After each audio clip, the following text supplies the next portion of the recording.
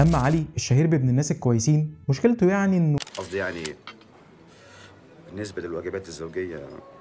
علي كويس، عادي عادي قوي. الحقيقه ان المشكله الاكبر عند مراته جيهان فاضل، اللي بتعمل افضل دور نسائي في الفيلم من وجهه نظري. شخصيه معقده وعندها مشاكل نفسيه، وليها ماستر سين خطير مع الدكتور النفساني، واللي بنفهم من خلاله انها نفسها تعيش قصه حب مختلفه، وان علي عادي وتقليدي في التعبير عن حبه. هو مش بس عادي لا، هو عادي عموما. بص في المشهد ده لما سامح كان بيهزر معاه وبيقول له انت حاطط جورنال في صدرك ولا لا، اتكسفت ازاي. هي من الاخر شايفاه في قالب الانسان العادي اللي عايش اكبر من سنه، وهي عايزه واد مخربش، حاجه كده ميكس ما بين احمد هارون وعمرو واكد. حتى المخرج عشان يرضيها جاب لها احمد هارون بس بصوت عمرو واكد.